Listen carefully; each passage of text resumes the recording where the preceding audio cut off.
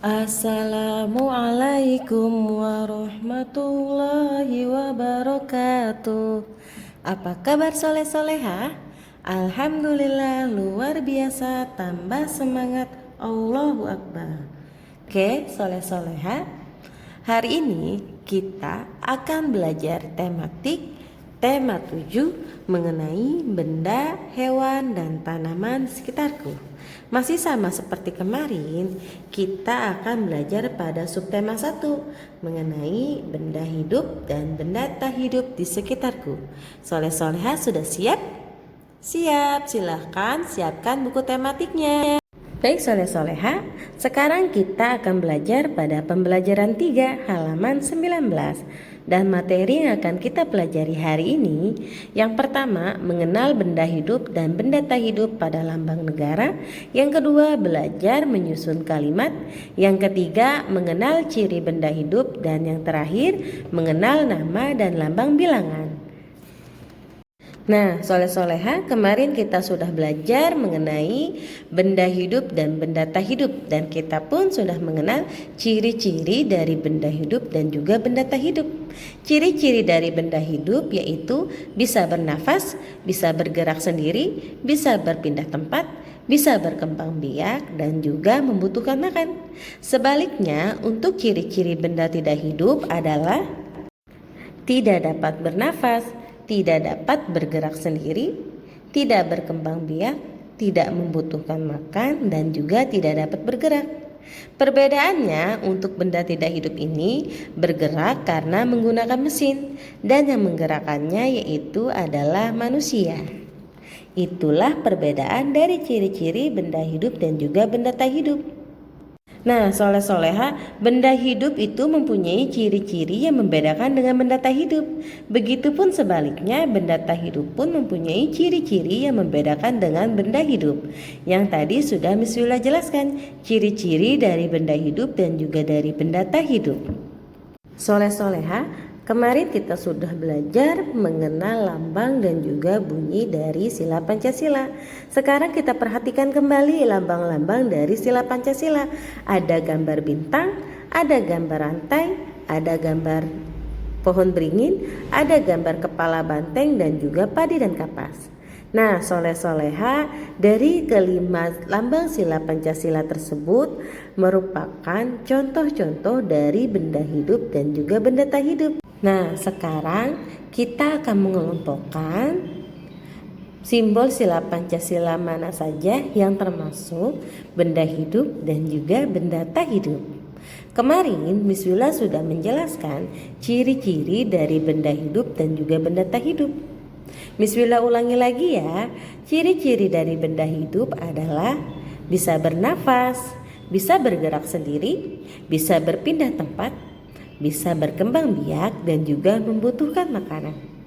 Dan sebaliknya, untuk ciri-ciri dari benda tak hidup adalah tidak membutuhkan makanan, tidak dapat bernafas, tidak dapat berpindah tempat, tidak dapat bergerak, dan juga tidak dapat berkembang biak.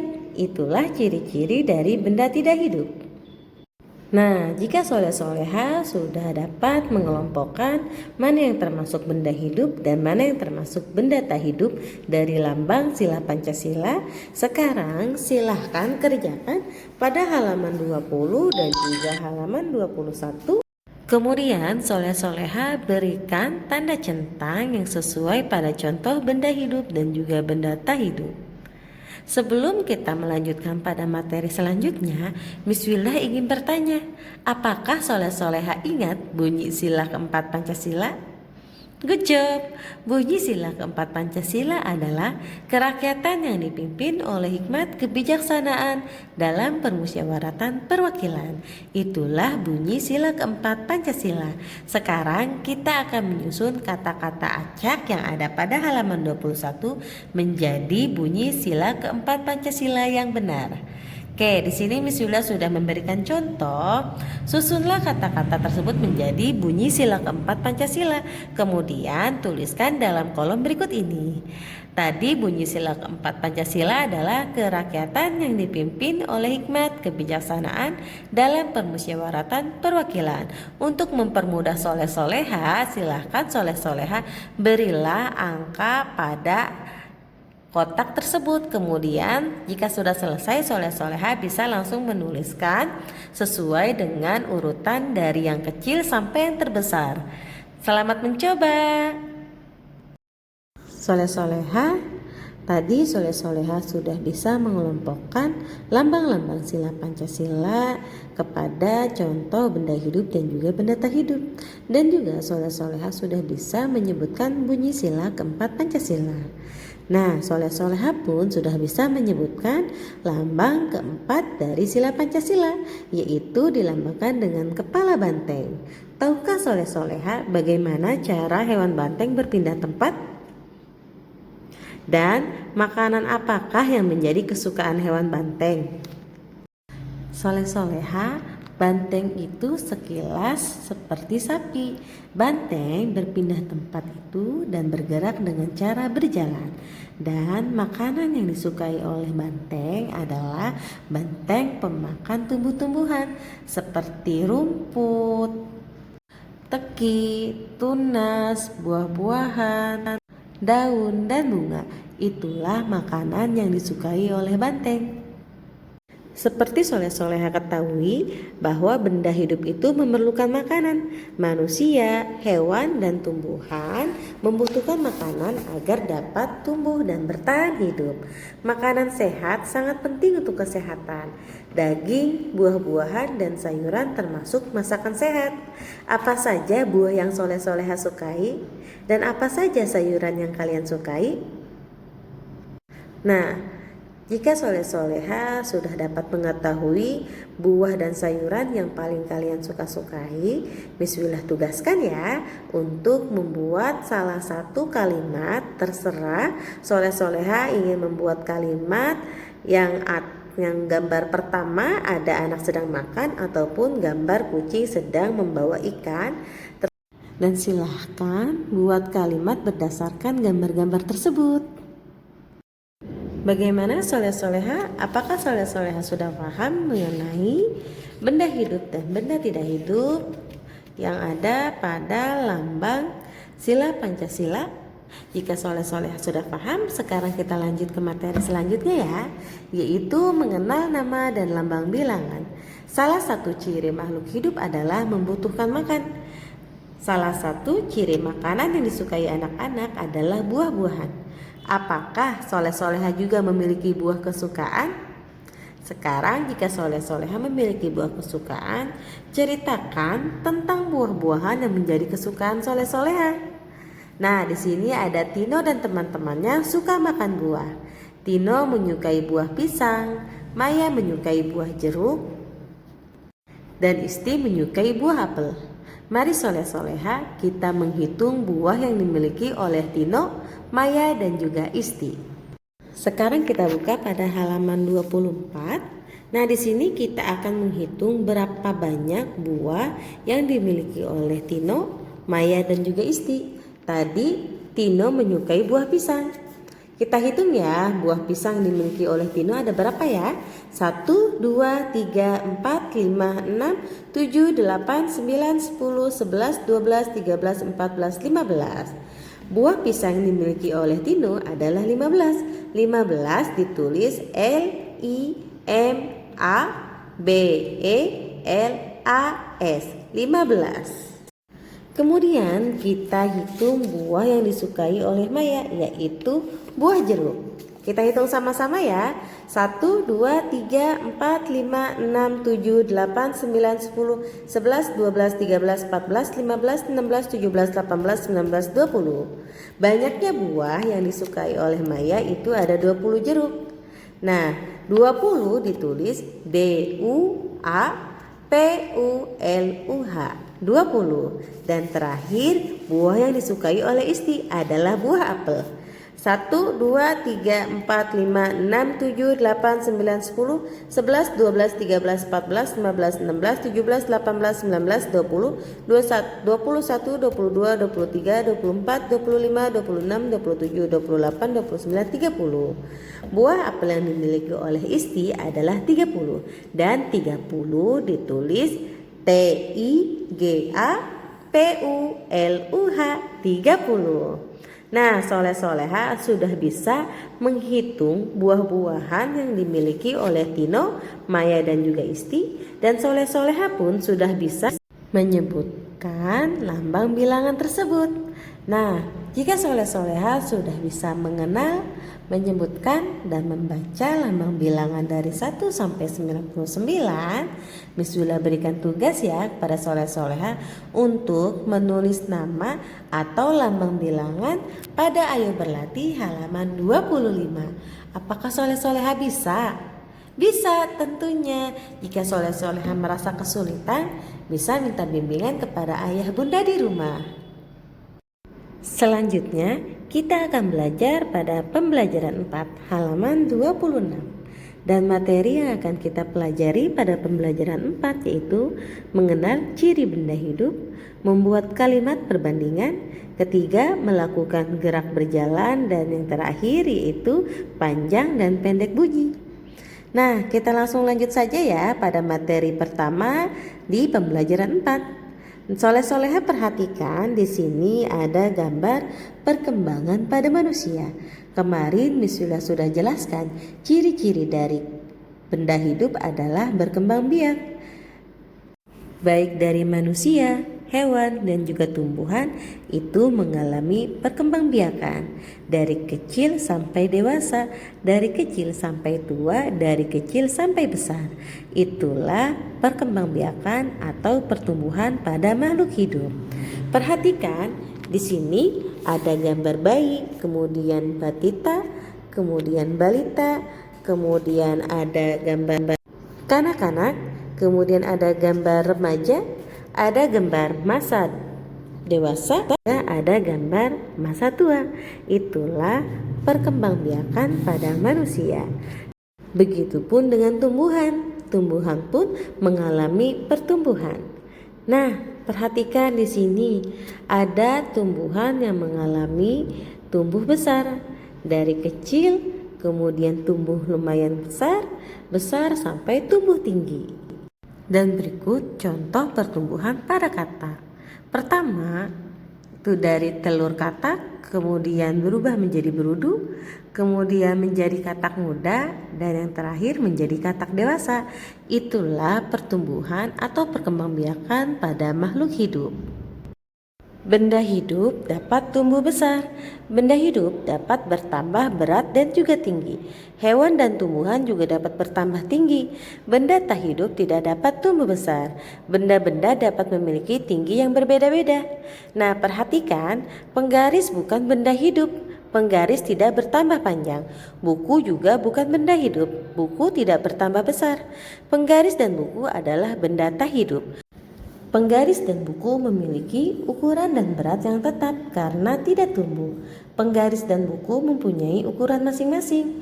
Ada buku yang lebih besar dari buku lainnya, ada juga buku yang lebih kecil dari buku lainnya. Soleh-soleha perhatikan gambar di bawah ini. Miss Wila sudah menuliskan kalimat pembanding berdasarkan gambar. Di sini Miss Wila sudah membuatkan kalimat buku biru lebih besar dari buku merah. Bisa juga soleh-soleha membuat kalimat sebaliknya, buku merah lebih kecil dari buku biru. Selanjutnya, Miss Wila sudah membuat kalimat penggaris yang atas lebih panjang dari penggaris yang bawah, atau sebaliknya, penggaris yang bawah lebih pendek dari penggaris yang atas. Itulah contoh kalimat untuk membandingkan ukuran benda tak hidup. Soleh-soleha, ciri dari benda hidup itu adalah dapat bergerak. Nah, hewan dan manusia itu dapat bergerak dan juga dapat berpindah tempat dengan cara berjalan, berlari, ataupun terbang. Sedangkan tumbuhan bergerak atau tumbuh menuju arah datangnya cahaya, tetapi tumbuhan tidak dapat berpindah tempat. Nah, sekarang kita akan mempraktikkan gerak jalan, salah satu ciri-ciri dari benda hidup, yaitu bergerak atau berpindah tempat dengan cara berjalan. Yang pertama, siapkan garis start terlebih dahulu. Kemudian berdirilah tepat di garis start. Berjalanlah sampai hitungan 8. Melangkahlah selebar yang kalian bisa. Berilah tanda panjang langkah yang kalian lakukan. Dan yang terakhir, silahkan bandingkan dengan panjang langkah teman kalian. Nah, untuk kegiatan ini soleh-soleha bisa lakukan di rumah bersama teman-teman ataupun bersama keluarga di rumah. Selamat mencoba. Nah, kalian telah melakukan latihan gerak berjalan bersama-sama. Soleh-soleha bisa melakukannya di rumah bersama keluarga. Dapatkah kalian menyebutkan kegiatan apa saja yang termasuk bergerak? Selain gerak berjalan, kegiatan berkebun juga termasuk bergerak. Sebagai contoh adalah kegiatan menanam jagung di kebun. Marilah soleh-soleha kita menyanyikan lagu menanam jagung. Dan kemudian kita akan mencari apakah pada lagu menanam jagung terdapat panjang dan pendek bunyi pada lagu tersebut. Mari kita cari tahu sama-sama.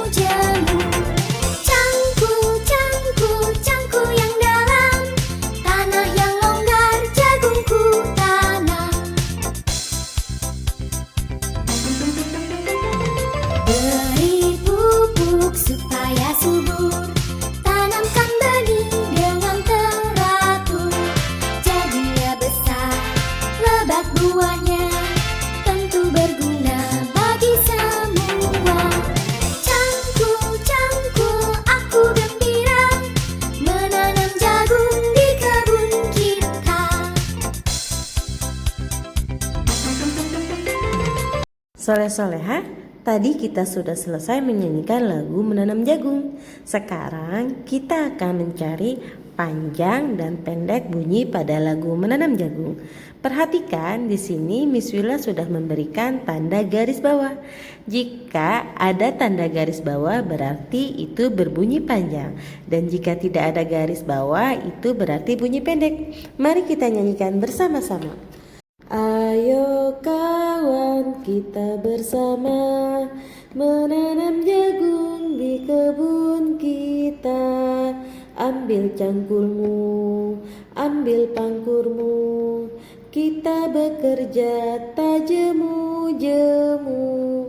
Cangkul, cangkul, cangkul yang dalam, tanah yang longgar jagungku tanam. Beri pupuk supaya subur, tanamkan benih dengan teratur. Jagungnya besar, lebat buahnya, tentu berguna bagi semua. Cangkul, cangkul, aku gembira menanam jagung di kebun kita. Soleh-soleha, itulah contoh menyanyikan lagu menanam jagung dengan panjang dan pendek bunyi. Soleh-soleha bisa mempraktikannya di rumah bersama keluarga. Selamat mencoba. Alhamdulillah, materi pembelajaran hari ini sudah selesai Miss Willa jelaskan. Tadi kita sudah belajar pada pembelajaran 3 dan juga pembelajaran 4. Pembelajaran 3 kita sudah belajar mengenal benda hidup dan benda tak hidup pada lambang negara, belajar menyusun kalimat, kemudian mengenal ciri benda hidup dan mengenal nama dan lambang bilangan. Dan pada pembelajaran 4, kita sudah belajar mengenal ciri benda hidup, membuat kalimat perbandingan, melakukan gerak berjalan, dan panjang dan pendek pada bunyi lagu Menanam Jagung. Dan untuk tugas hari ini, Soleh-Soleha mengerjakan ayo menulis pada halaman 20 dan 21, yaitu mengelompokkan benda hidup dan benda tak hidup dengan menggunakan lambang sila Pancasila. Kemudian Soleh-Soleha mengerjakan ayo menulis, yaitu dengan menulis kalimat pada salah satu gambar halaman 22. Yang terakhir yaitu Soleh-Soleha mengerjakan ayo berlatih halaman 25. Oke, Miss Wila ucapkan terima kasih kepada Soleh-Soleha yang masih tetap semangat belajar hari ini. Dan Miss Wila pun mengucapkan terima kasih kepada Soleh-Soleha yang sudah mendengarkan penjelasan materi dari Miss Wila. Semoga materi yang Soleh-Soleha terima hari ini tidak mudah terlupakan.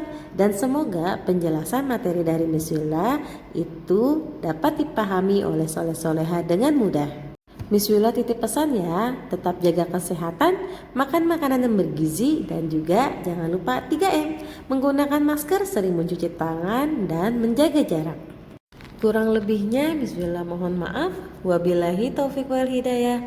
Wassalamualaikum warahmatullahi wabarakatuh.